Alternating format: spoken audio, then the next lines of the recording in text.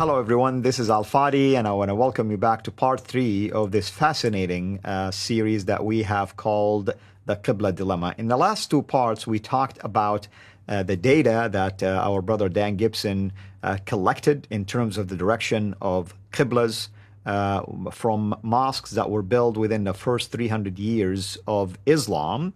And now we're going to turn our attention to some of the objections that were raised naturally against his findings. And we would like really to start with one that we believe is very important to tackle by an expert in the direction of Qibla, Dr. David King. So we called it Dr. King's objection. And with that in mind, I'm going to turn now the topic over to you, Dan, to address this.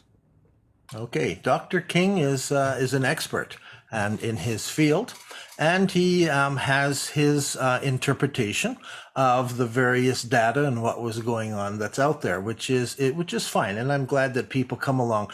I learned a lot from Dr. King. He wrote his first article, his first paper in 2017. So that's the year after the film was made. He jumped right in, and he really didn't like what I was suggesting. He didn't like what I was saying, and that I had suggested it was Petra.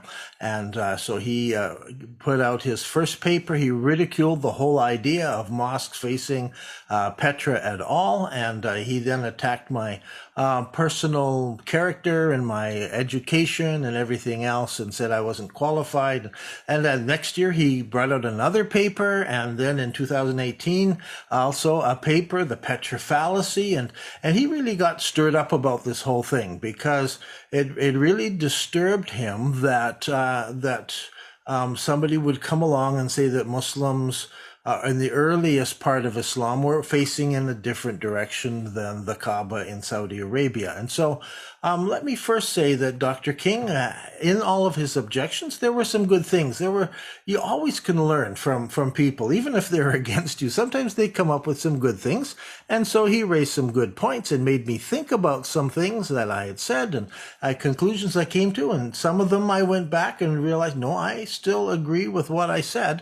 And so we disagree over some areas, Dr. King and I. Dr. King did not challenge the data. I had examined over 100 mosques from the first 3 centuries of Islam. I gave their Qibla directions, and he didn't challenge those Qibla. He just said, but they're not facing Petra. And he just said, Gibson doesn't know why they're facing where they're facing. And he does, because he could explain each and every mosque and why it had its Qiblas. That was his argument. So, but Dr. King didn't see anything systematic about it. His opinion and his view was that everything was quite random, and he didn't see specific Qiblas. Dr. King, his opinion came, he developed this actually way back in 1983 when he wrote a paper on a Muslim scholar, al-Bazdawi. I had to go back and read al-Bazdawi and see what is Dr. King saying, and he had picked up on al-Bazdawi. Now, so to understand Dr. King, you must understand al-Bazdawi, because really it's al-Bazdawi's arguments that he's using. Al-Bazdawi wrote around 1010 AD, which is 400 years after the Hijrah.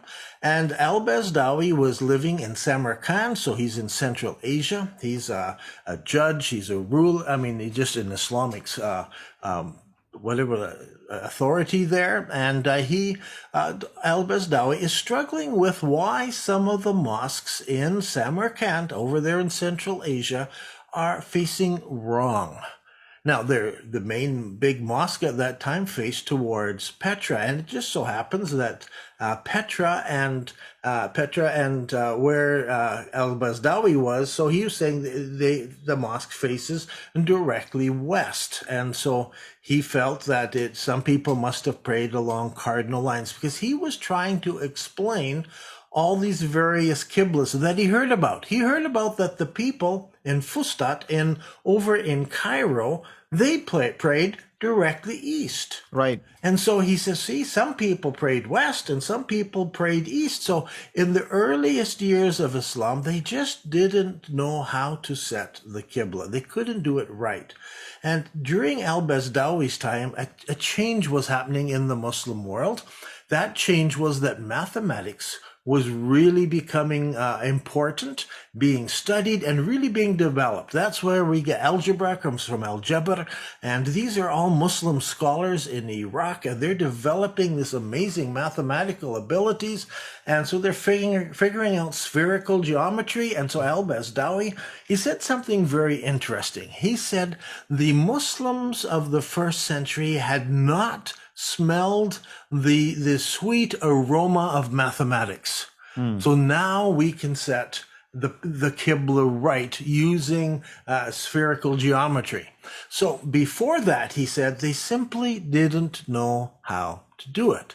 And they all had a different reason. Every mosque you look at, you could find out this is why they said it. They were influenced by this or by that idea or so forth. So King came along and he picked up on this. And he said, see, now this is the explanation.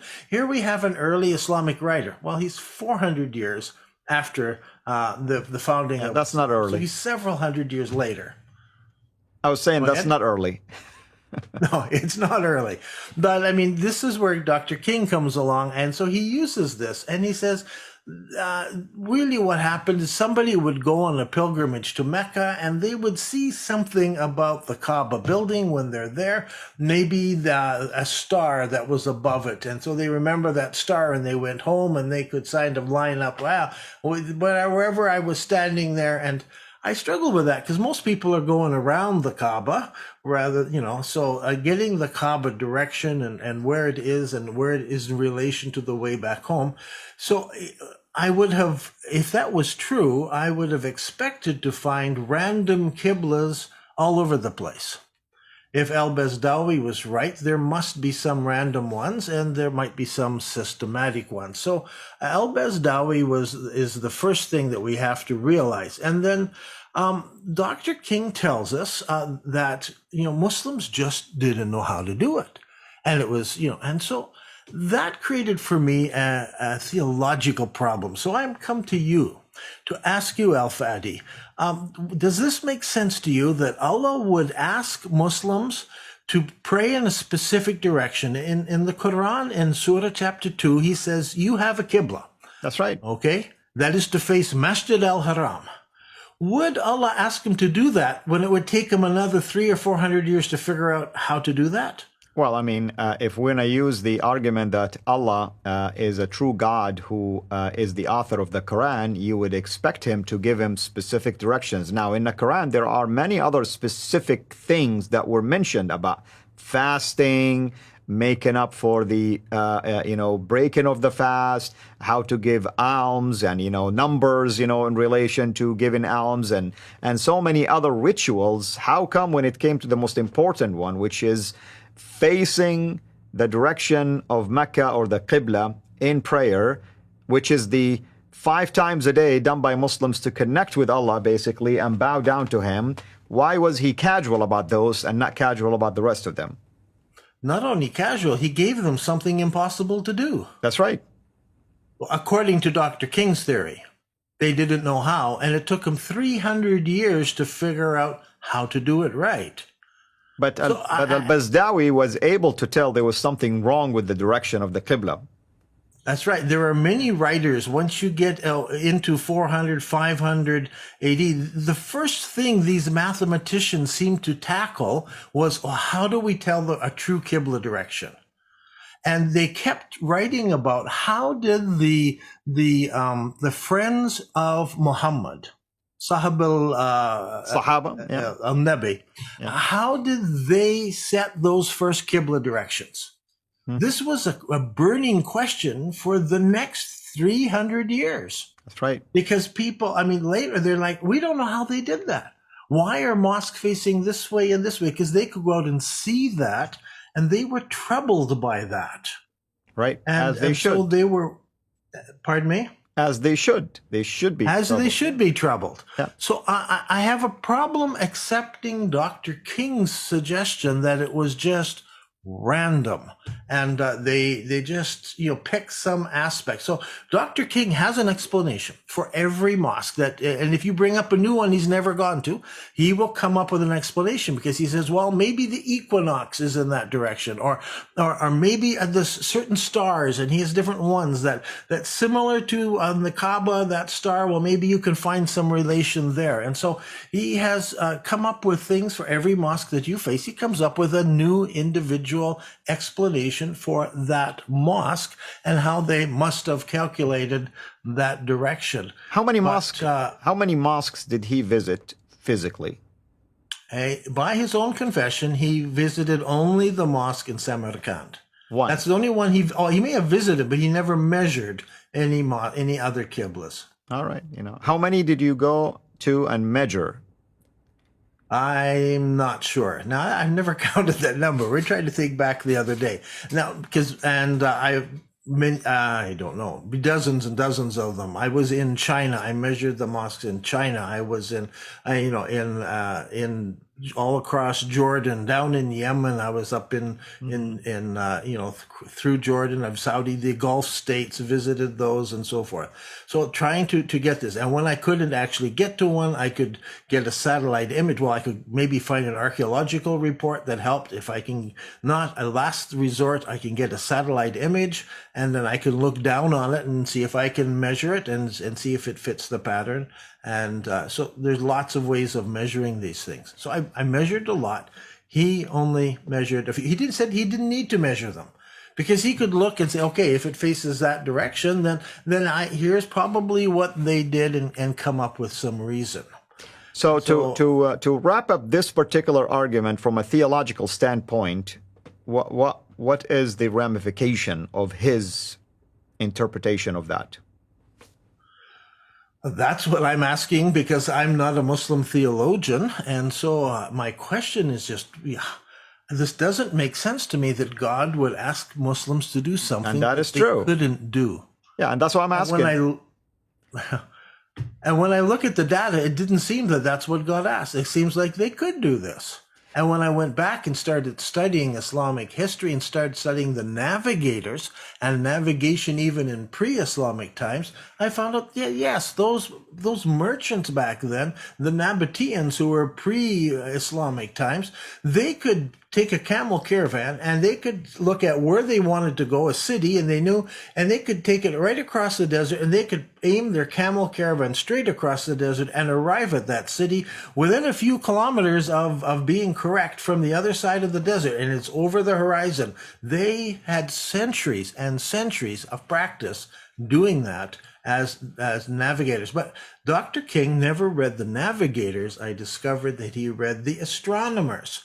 And so we'll talk about that in the next video as we get going there. Wonderful. So thank you so much for addressing this, legitimate objection, but sadly lacks enough data to back it up. In fact, the objection, as you stated earlier, was not based on the data itself, was just based on possible explanations of what might have happened. In fact, we don't even know if there was anybody who wrote before the Bazdawi stating that we did not really know how to build these mosques facing Mecca. We did our best, or something to that extent. So, well, brother, thank you so much. I look forward to the next objection that we will tackle next time. Everyone, hopefully you're enjoying all of this. We'll still talk a bit more about Dr. King in the next one. Wonderful. We will visit that as well. So thank you for pointing that out. Thank you, everyone. This is Al-Fadi, over and out. God bless you, and we'll meet next time. Thank you for watching this video. Be sure to like and subscribe to our channel, CIRA International, and click on the bell so that you receive notifications whenever we publish a new video or go live.